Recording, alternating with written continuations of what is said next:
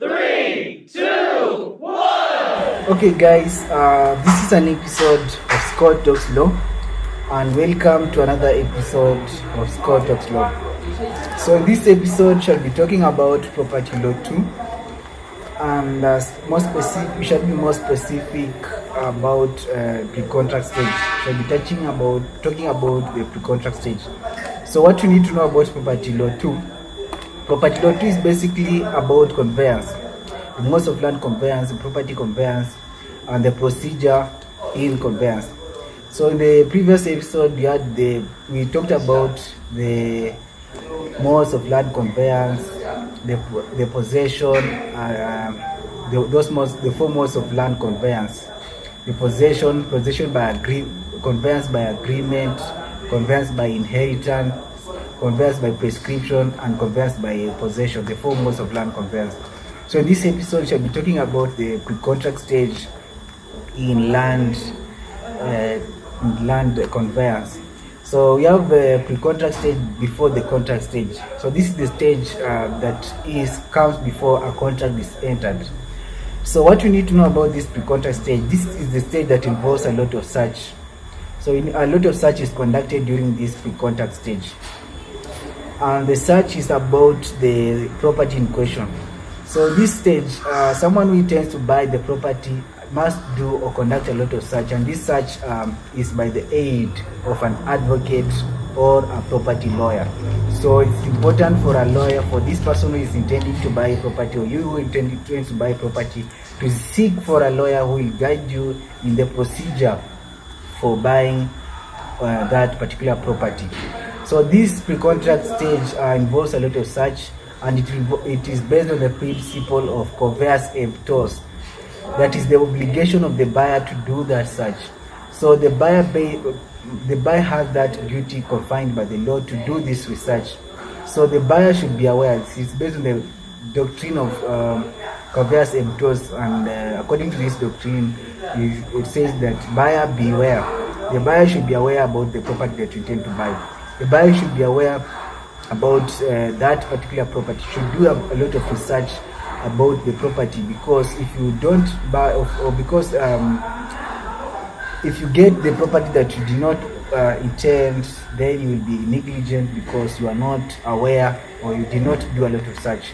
So you are just supposed to do a lot of search before going and buying this piece of property. So it's the cornerstone of conveyancing.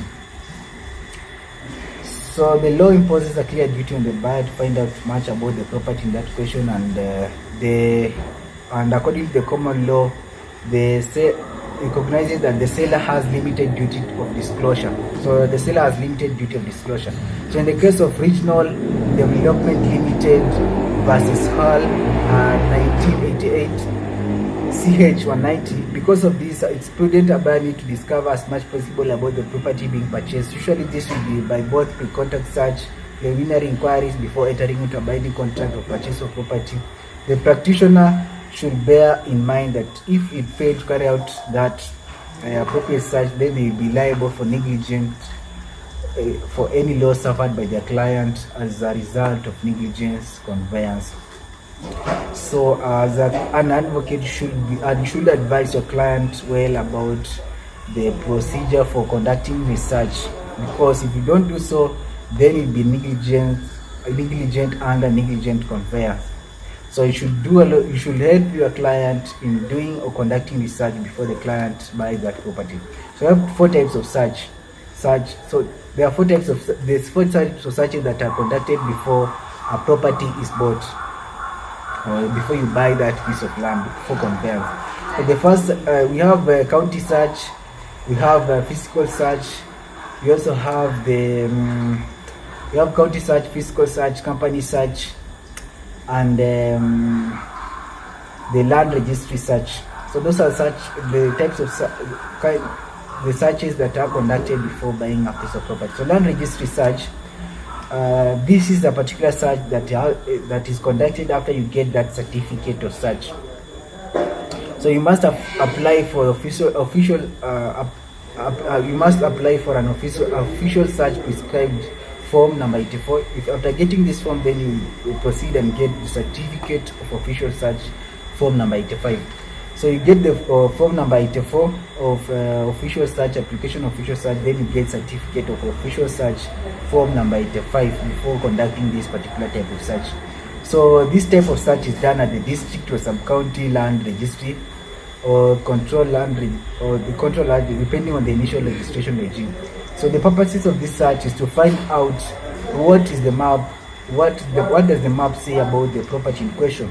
Is the physical ground is conform to that which is in the map? Does the land that is on the ground, is the land that is on the ground the same as that which is on the ground? So the main purpose of this search is to confirm the ownership, encumbrances, and the map which confirm the existence of land on the ground. So the encumbrances are the third parties. Who are the third parties? So if you conduct this land registry search, it will help you to understand or to get who are the third parties. Are there any lease? Is there any lease? Is there any restrictions? Are there any? So it will help you to get to know what the third party. So the encumbrances are the third party claims, which include the charges, the lease, impeditures, and restrictions. So the cautious caveats, etc. So the maps are normally availed upon request and payment of charges. So the map will after you pay those charges, then you get those maps and ownership. So the ownership and encumbrances are established by making an application for official search. So it's recommended that a search be concluded before entering into a contract. So before you enter into a contract to buy a piece of property, you must do a lot of search. And this prevents the challenges that may arise. So it's recommended that a contract be done before entering into a search be done before entering into a contract, because search reveals a problem that should be drawn forthwith. So if a search reveals a problem, that you should withdraw forthwith, because this prevents complications. So if a search reveals a problem, the buyer should withdraw forthwith before there is a binding contract or getting into a commitment that might be complicated or reversed. So if the search reveals a problem, this land registry search, then you should withdraw from entering into a binding contract, because entering into a binding contract, it will lead to complications, or you can reverse that. So to prevent reversion or complication, it's advised to withdraw from that particular to withdraw from entering into a binding contract. Another type of search is the county search and inquiries, and this is the search that is conducted on county government offices, and the search that is conducted in county government offices. So you as an advocate, you should go to that county government office and make some inquiries before getting a client into a contract. So a county search and inquiry should be made before every purchase, before entering into a contract. It should disclose the rate, charges, and any arrears that may be outstanding, which are not matters of title. So it is necessary.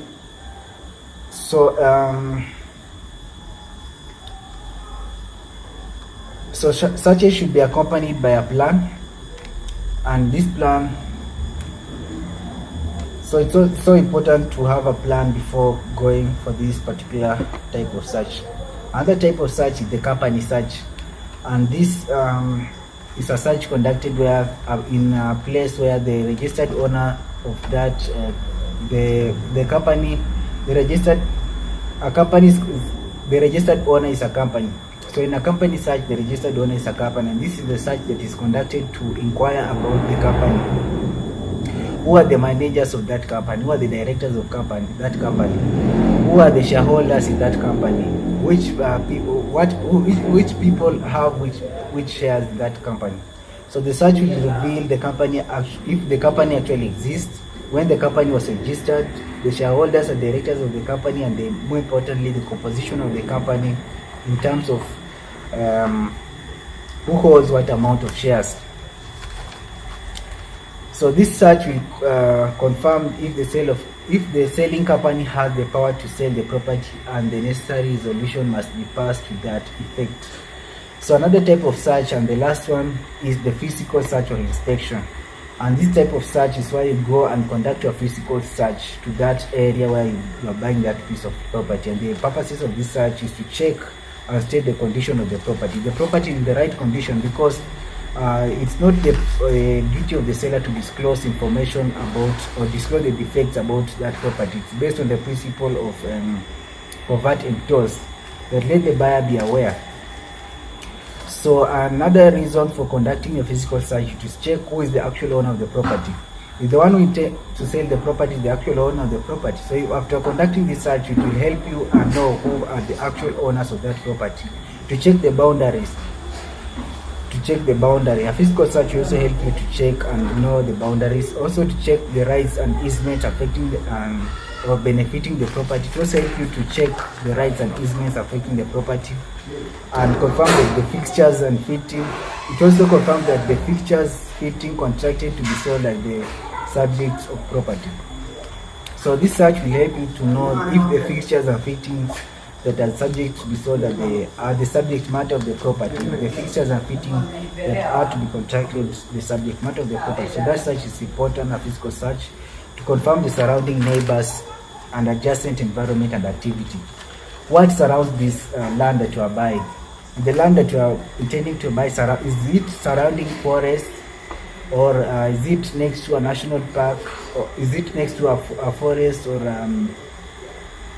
a cemetery where you will not be safe while staying in that, habiting in that place?